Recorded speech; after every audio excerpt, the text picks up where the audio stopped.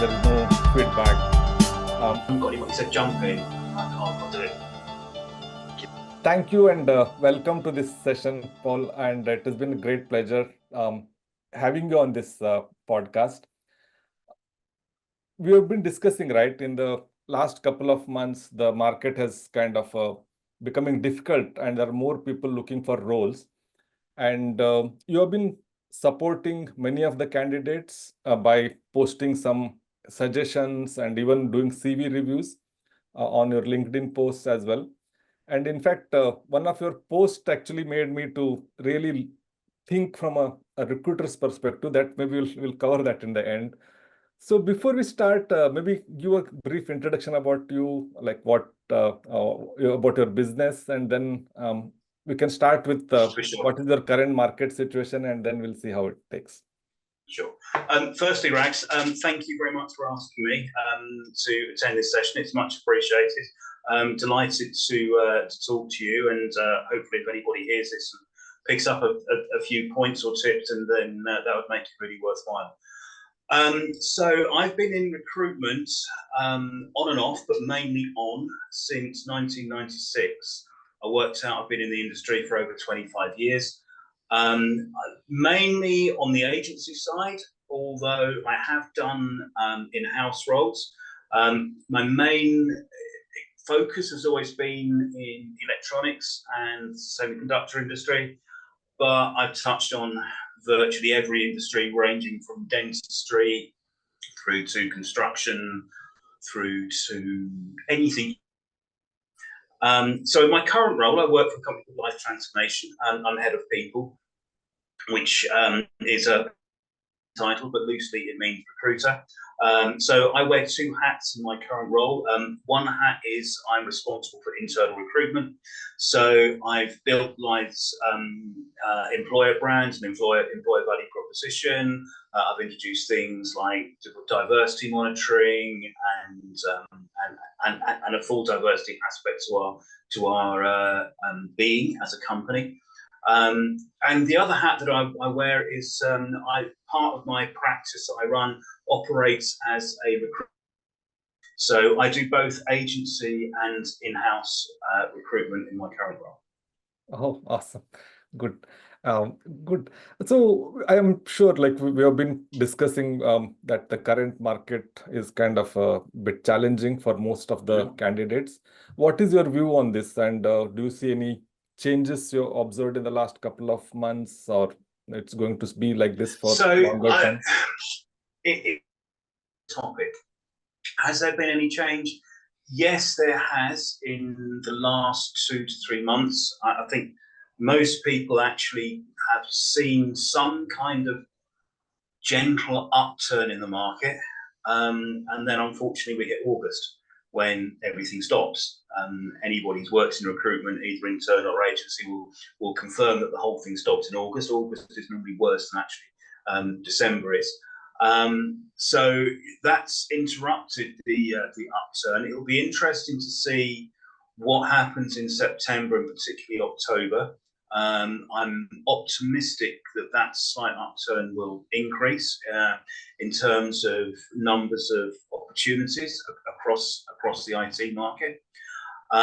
So I would hope to see that trend that we saw in June continue into September, October. But there's no guarantee, of course. So it'll just be interesting to see actually what happens. Okay.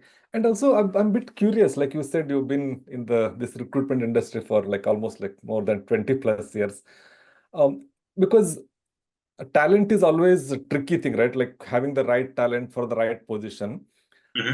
Have you seen any difference because with the tools and all these new web applications, I think it's easier to apply for many roles now because I don't have to type my CV and post it to some agency or the employer. So with that, do you think it's changed drastically or the basics are remain still the same? The basics are still the same. The tools are different, obviously. So you've got LinkedIn Easy Apply, for example, which makes it very, very easy for people to run through a list of jobs and apply for 40 or 50 jobs in the same space of time that it would take 3. So in that way, the tools have made it easier, but in some way made it harder, and more hit and miss, because the temptation is just to fire your CV off for 30 jobs, and not really look at those jobs, and not really decide if you really do have everything that's being asked for. The reality of the current market is that if I post a job, for example, for a Scrum Master, based in London, 2 days a week on site, even 3 days a week on site, if I post that job on LinkedIn, I have to take it off within 2 days, because I would have got 200 responses into my applicant tracking system. And of those 200, many of them will actually have all the criteria that the company's asking for. So if you don't have that criteria, you're kind of wasting your time. Certainly, whereas 60 to 70% would be years ago, you're looking at 90, 95% now, realistically, because somebody will have that. And what's complicating the issue slightly, and making candidate experience even worse than it needs to be, is because of the high numbers of people applying for roles that they're not suited for, means that A, the process takes much longer to screen the CVs, and B, it runs the risk of candidates who are well suited, who are on the list because of when they applied, won't get seen or get missed. So yes, the tools are there, but the basics are the same. You need to have the skills. Okay, so just to think back, means earlier the whole approach, even like some of those so-called job hunting books, like what is the color of your parachute and all, they used to say it's all about statistics. The more you apply, the chances of you getting a role or a call for an interview is high. But hearing what you said, it also makes sense now, because it's easier to apply. Maybe we should self-organize as a community and try to apply for roles which almost like 100% suit that candidate, so that we reduce the stress on the system and more eligible candidates get shortlisted, right? So maybe that is something we should communicate, I think, to the people who are applying. I hesitate to use that as a hard and fast rule or piece of advice. I mean, I think what you have to understand, Rags, is that there are some very desperate, very vulnerable people out there. There are people who are losing their homes, people who are losing their families, people who are losing their mental health, and sometimes even people who are getting bored of life and take those steps because they don't have the job, they don't have the money. That people are absolutely desperate. So I can't sit here and preach and pontificate and say, no, only apply for jobs that you are 100% suited for. I can't do that, because I do understand, and I really do sympathise and empathise with people who are desperate, and they are, of course, going to chase up every single opportunity they possibly can. Okay. I do understand that, but I would ask people who are job seeking, I would just ask them to be realistic, even if they're just being realistic with their own expectations about applying for a job, so that they're not disappointed. By all means, apply for the jobs, but if you're going to chase up and you're going to chase a recruiter, or either an agency or external recruiter, you're going to do that hard. Make sure it's for a job that you really rate yourself for. And so things like keeping notes, saving job descriptions, those sort of things that people would have done 2 years ago when they were applying for maybe 5 jobs. Now, they're applying for 50 or 100. You've still got to do that, because then, if you're going to chase up, make sure it's you're chasing up over something that you actually think you've got a really good chance of getting realistically in this market. Right. And now let's looking from your perspective, right? Like you receive, say, there's one position and you have like say 200 applications or CVs in front of you. What goes through you? Like how do you or typical recruitment teams in many large organizations they go through? Like what are some things which candidates should be mindful of that will help the recruiter to decide faster? Okay, good question, Rex, and thank you very much for asking. It gives me an opportunity to dispel one of the greatest urban myths around at the moment, and that is the applicant tracking system and the AI filters in those systems. This is the first thing to say, and I really want to dispel this fear. And if you sat down and thought about it, it's actually obvious. So, applicant tracking systems are nothing new. They've been around for 20, 25 years. I think I came across my first one. We used to call them CV databases in the old days in recruitment agencies, but I came across my first profile, my first platform for an applicant tracking system, I think back in the year 2000. So I remember it was for Ford. And so they've been around for a time. What's new, obviously, is the AI aspect, and the keywords and what I think puts the fear of God into a lot of people is the filtering and the screening out of applications, which will lead on to the CVs and CV gurus and everything else in a minute, but. We've all got these. So my applicant tracking system is a system called Zoho. I think a lot of people have heard of Zoho. They do a very good applicant tracking system. It's kind of lower middle range in terms of price, in terms of functionality. A lot of agencies will have applicant tracking systems like Zoho, and also a lot of small, medium-sized enterprises, direct hiring companies will use systems like Zoho. So my ATS has the AI functionality. It has a matching. And what it does, it gives me a percentage matching for each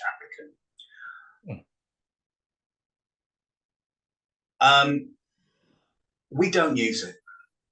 And I'll tell you why we don't use it. We don't use it is because we work in an industry, all recruiters, especially internal recruiters actually, but all recruiters, we work in an industry that could actually be overtaken by AI sometime soon. So why would we let AI do our jobs for us? Just think about that. Why would we let AI do our jobs for us when we know that we could somehow, sometime soon, be threatened by AI's existence? We're just not going to do it. So please just think of it from that angle. But I want to let you know that my last 4 placements, and I actually confirmed that, I actually got the stats just before this call. My last 4 placements have had, according to my ATS, a percentage matching of 2%, 54%, 17%, and 52%. Okay. So according to my ATS, I shouldn't have spoken to 24 of those candidates, any of them. So I just want to dispel that myth. We don't use them. Okay, that's the first thing. So in regards to CVs, nothing has really changed. There is, again, I think with various design tools and things like Canva and WordPress and other tools available, I think there is a temptation to think that if you put a lot of time and effort into making your CV pretty, then it's going to somehow make your CV stand out. It does make it stand out because quite often, not all the time, but quite often it actually makes it harder to read. If you're applying for a job, what you want is for that recruiter to get to your key information as quickly as possible. So that key information needs to be very, very easy for me to read as a recruiter because I've got 200 CVs to read through. I'm not going to be spending that much time. So if you don't make it easy for me to read, I might miss it and I might skip your CV. Okay, so I've put a CV template sort of, and I advertised it on LinkedIn and a couple of other places only yesterday actually, because I do a lot of CV reviews. And on that CV, it's a very, very plain, simple format, the sort of format that we would have all used 10, 15, 20 years ago, more than that. Basic details like name, contact details, short summary, key achievements, key skills, job history, education, and that's about it. Right? Yeah. I don't need to know what football team you support. I don't need to know what you do, particularly in your spare time, if it's not relevant. I need to know what you've done in your last 3 jobs. That's the primary thing I'm going to be looking for. What have you done in your last 3 jobs? And I need that as close to the top as possible. So I need your summary to be short. I need your key achievements to be maximum 5, so that your first job is on that first page. If you can achieve that, you're doing well. That's kind of where you want to be with your CV. Having said that, CVs are a very personal thing. I would say to everybody, it's your CV. If you want to present, you present yourself how you want to present yourself. And at the end of the day, it's all opinions, and there's nothing to say that my opinion is right. So, ignore any advice I'll give you. What I will say is please, please, please do not waste your money and go to some sort of CV guru. Now, Rags, you mentioned about £50 CV reviews. I'll be absolutely honest with you guys. I used to do that. I did that as a side hustle for a couple of years.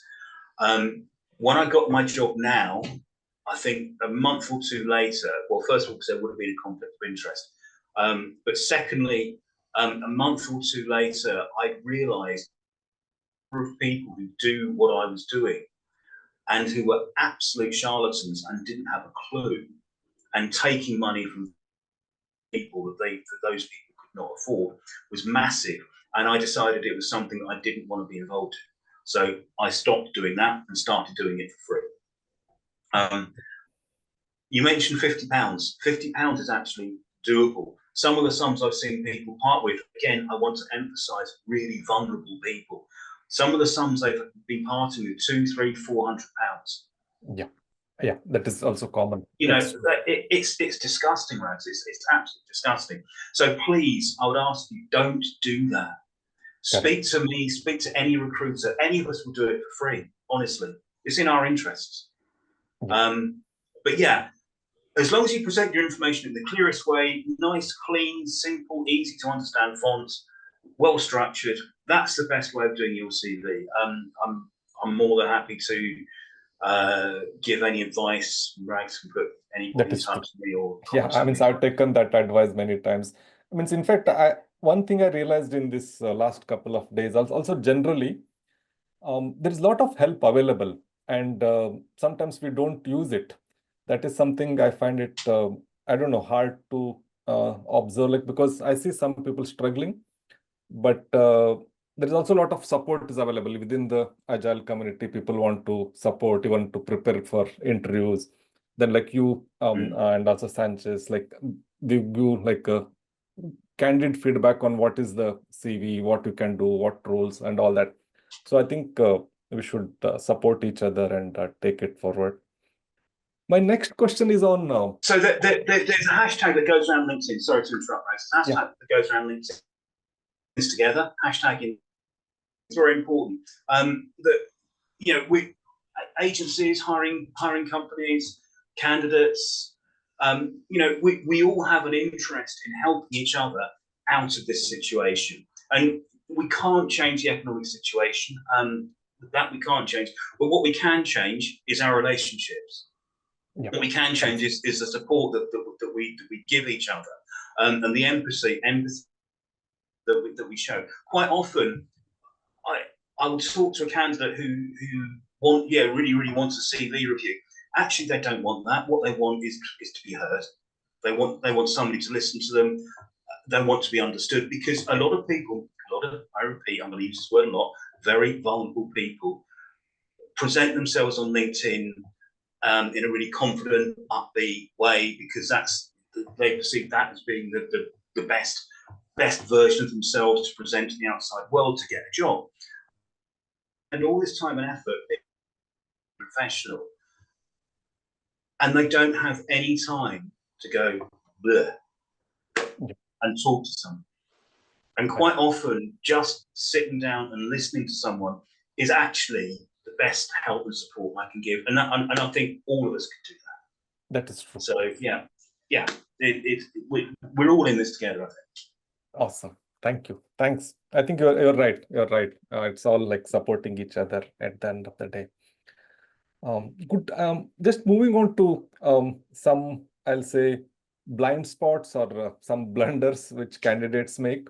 Or have you found any, I'll say, funny or humorous incidents or CVs which you have seen? Maybe you can share that. That will be interesting to know. Yeah, things. I don't know if it counts as funny or not, but it's something that always amuses me, and it happens a fair few times actually, especially in the agile world. Once again, we go back to the thing that there are some very vulnerable and desperate people. So if I put a job out for an agile coach, I get applications from people that I've known for a time and people I haven't known. And their CV says agile coach, agile coach, agile coach. Brilliant. Yep, look, a good candidate. The next week, I put an advert out for a delivery manager, agile delivery manager.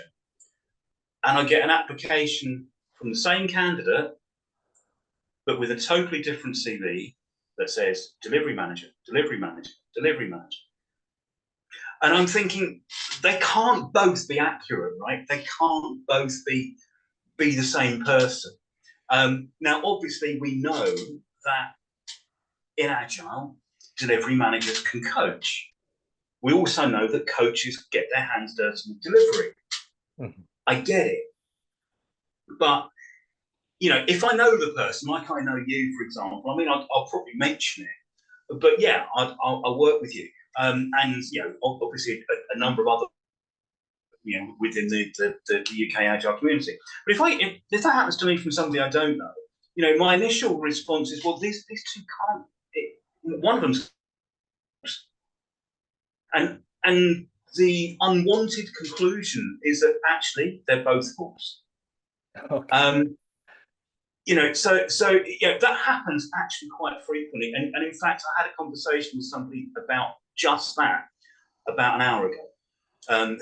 Who we both know and is quite active in our WhatsApp group and everything else.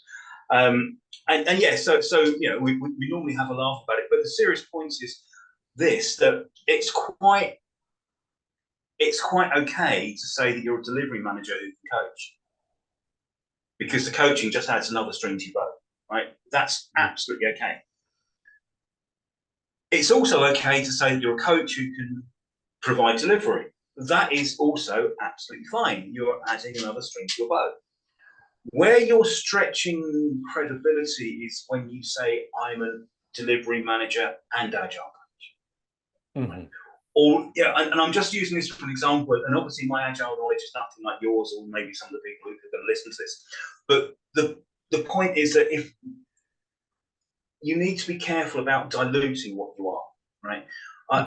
My advice, and this goes back to numbers of jobs to apply for, and the fact that you're competing against other people.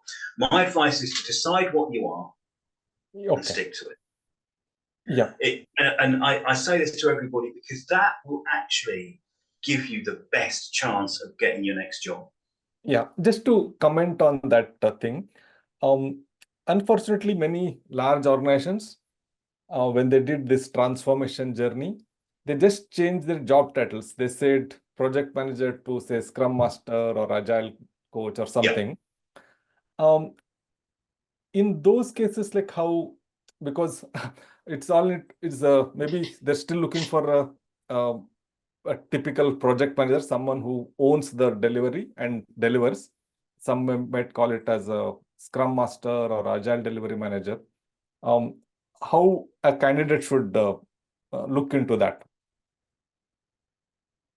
Okay, so I have to temper what I'm about to say and what I've just said with the fact that this is not an exact science. Okay, there's not a hard rule for everything. To answer your question, when you're listing for every job, job title, employer, dates, duties and responsibilities. Now, whether you put those in a paragraph or two, or whether you bullet point them, doesn't matter. If you're honest about what your duties and responsibilities are, then it doesn't matter if you put agile project manager or agile coach or agile delivery manager. Okay, that's not quite so important. What's important is actually what you've done. So again, I mean, there are companies out there. I'm trying not to say the word, but there are overall IT consultancies that we all know and love, where they give a job title of something like project manager, or even I've seen VP engineering, and actually it's a scrum master, right? So we've all seen those, and most recruiters who are experienced in recruiting and agile will just see that, and they'll see the name of the global IT consultancy, and we'll, oh yes, one of those, and we'll just read actually what they did. But if you're honest about what you've done, then yes, it doesn't matter if your CV says project manager, and actually you're an agile coach, because it will say underneath that, I coached blah blah blah teams under SAFe and less and whatever else, I enterprise coached at team management. You got that. Doesn't matter what you put as a job title, right? We are quite experienced.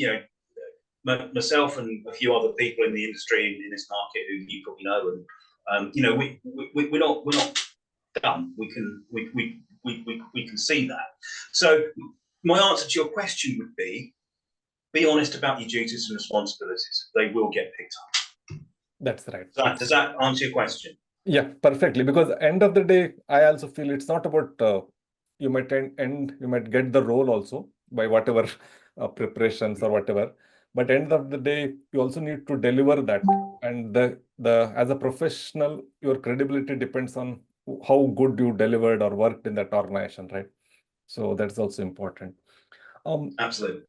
My next part is also just to say, once person gets selected or all that, when they go for this interview phase, right? You have some advice or what a candidate should do, or sometimes you observe that some candidates don't do it in the last few years. It's like something like a do's and don'ts as part of their preparation for the interviews. Preparation for the interview? Yeah. Did you say? The next stage. Okay. So again, actually nothing has changed here. Okay. It's what we were all doing when we were applying for jobs 10 years ago. So, thankfully we have the internet, and we don't have to go to libraries and scour newspapers and everything like that. Absolutely research the company. And the biggest part of the research at the moment, I would say what's really hot, and I think it's going to stay like that way, is researching the company's values. Okay.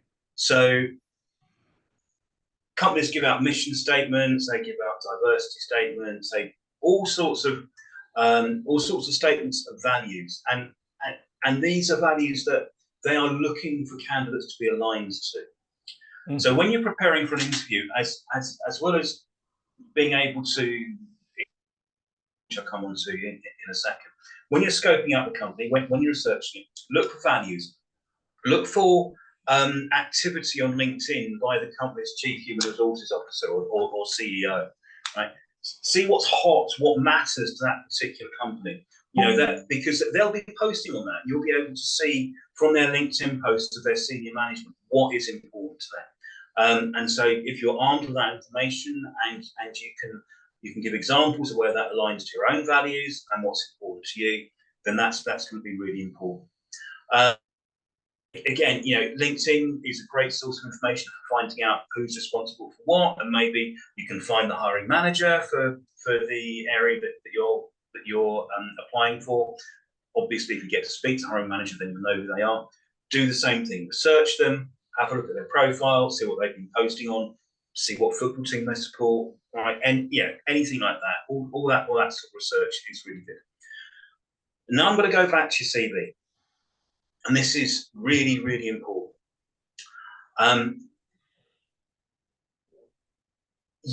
People use words on their CVs often not quite necessary, like hardworking, for example, results driven, something like that. Yeah. First of all, I would always question using those words, because you would put the opposite. It's probably not worthwhile. So you wouldn't say, for example, I'm lazy, right? So I'm thinking it's probably not worthwhile putting hard work, right? You know, that's all. But anyway, people do that, and that's okay. So you need to justify anything you said about yourself with an example. You've described yourself as a solver. Give me an example of when you solved a problem, right? And you need to be able to do that quickly. Mm-hmm. That needs to be something you can come up with, right? And 2 or 3 examples. Everybody knows what they're called now. They're called competency interviews, right? Now, sometimes they're from values and from real life situations that the company faces. Sometimes they'll be based on your CV. Mm-hmm. Okay, so you need to be able to justify everything that you put on your CV. I had a candidate rejected at final interview. It was the 5th interview stage with a client about a month ago, 6 weeks ago, and he had put figures on his CV. Now, I'm a great believer of putting figures on CVs, especially on your achievements. If on your achievements you can say things like resulting in 15% reduction in operational expenditure, or time to market reduced by 2 months, or something like that, put those figures, because they're going to have real impact. Anyway, so he put figures on his CV. And the final interview was with the VP of transformation. And she just ripped him to pieces because he could not substantiate those figures. Okay. So when we talk about preparation as well, look at your CV as well as the job spec in the company, and make sure you can justify everything that you put on your CV. I agree. Yeah, that's nice. That's a good one. Okay. Based on that, anything else you want to share? Before we end, I want to hear that story. But before that, okay. So I only really want to expand on and reiterate something that I said earlier. The market will change. It always does. So I've worked through slumps in the economy after year 2000, after 9/11, 2007, 2008, COVID, and this one. And I will say that this is the worst by quite a long way. But the market will always regulate itself. As I started by saying, that there was a small upturn, which I would hope to see after summer holidays continue. It will be interesting to see if it does. But we're going to need to see a continued period of that upturn for a good 6 months before that really starts to make a difference to things like rates for contractors, for example, and salaries and number of jobs that agencies will be working on and that sort of thing. So it's going to take a time, but it will always does. The market always turns. It always does. So I just want to give some hope. I know that for a lot of people, and by the way, people actually in work are also suffering. Think of the people. I saw an announcement by some company yesterday where it's a startup electronics company where they said everybody's got to return to the office 5 days a week. And they basically said, if you don't like it, there's the door. So people in work are also suffering as well as people out of work. I know that if you're out of work and you're looking at people in the job saying, well, you're lucky, you're fine. A lot of people aren't. A lot of people are sticking in jobs they hate, and that affects their mental health as well. So you know, it's affecting all of us, whether you're in the job or whether you're out of work. But there is hope, and it will get better. Just like stick in there. Right, right. I think it's all cyclic and things goes up and down. I remember when I started my career back in India, where there was so much demand for the roles, and sometimes even if person said he knew little bit Java or something, we'll just hire him, train him, and then recruit. In fact, we used to joke that the big IT service companies, especially I remember about TCS, people used to say they used to hire in hundreds and thousands. So they used to say Mm-hmm. they have a board outside, trespassers will be recruited. So that was the kind of a situation. But now coming back Sure. here, each role has, we are getting more than 100 applications and all that. So another tide. But as you rightly said, Yeah. the whole industry is going through many of those ups and downs, and it will definitely has to bounce back, maybe in a very different Absolutely. demands might change in different roles and all. But also, I think in the last few years, the whole candidate experience has been, I think, it's very different, or maybe some of us might have never experienced that kind of, because there is no response from some of the applications, there is no feedback, and all that. In fact, couple of months back, when I was kind of bit disappointed with some of those feedbacks, you just put a post on LinkedIn. That really shifted my, I think, perspective about the recruitment, and there is that idea that there is one human sitting behind those all the applications and trying to do their best, right? So just wanted to hear that story from you, and maybe we can Okay. conclude Are we with that talking the note. taxi story? Yeah, taxi story. Yeah. Okay. So this is something that I put on LinkedIn some time ago, and obviously you saw it, Ranks. And I've actually put it on LinkedIn a few times, and I've said it a few times. So many years ago, I was in my 20s, and I didn't have a very good job, so I didn't have a lot of money. And it was one winter's evening. I'd been to a party that was, I think, probably 7 or 8 miles from where I lived, and it's a Saturday night, early Sunday morning. And I had a few drinks too many. I didn't have any money for my taxi or a button. There was no buses. I missed the last bus. So I was walking home, and after about a mile, it started to absolutely pour down with rain. Oh my God. I didn't have a coat on. I just had a thick jumper, and I was walking along this main road, and all of a sudden, this taxi driver. That's it. I was hitchhiking. Every car went past me because I probably looked a bit drunk, and it was like stupid o'clock in the morning. All of a sudden, this taxi driver stops, and he opened his electric window. Where are you going, mate? And I said, mate, I don't have any money for a taxi. He looked at me. He said, come on, jump in. I said, I haven't got any money. He said, jump in. I'll do it. Thank you there. So I told him where I lived. He took me home, and I couldn't believe it, because obviously, like, we don't have the greatest impression of taxi drivers, right? They're not the first people that we think of as being good Samaritans. And as I was getting out of the taxi, I was saying to the guy, I said, I can't believe you've done this. I'm so grateful. And he just looked at me and he said, we're not all bastards. And that really stuck. And it stuck to me all my life, that you can't judge people Yes. in everybody, you know. And that about recruiters, you know, we're not all bastards. Some of us really do want to do a good job. Some of us actually really care about the people we work with. Some of us actually really care about the prosperity of the companies we work with as well, because, you know, people's jobs depend on that. And I know that we have a really bad reputation. I think our reputation is getting better. I think one of the things that the most recent recession over the last 18 months has actually shown us is that on the aid, service has often actually got better.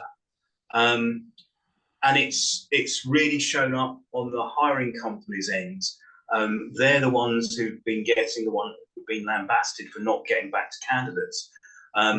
So the impression, I think, of agents and recruiters is getting slightly better, which is a good thing, because I've worked with some really, really lovely people, and some people who really do care.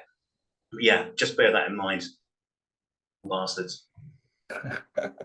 Good.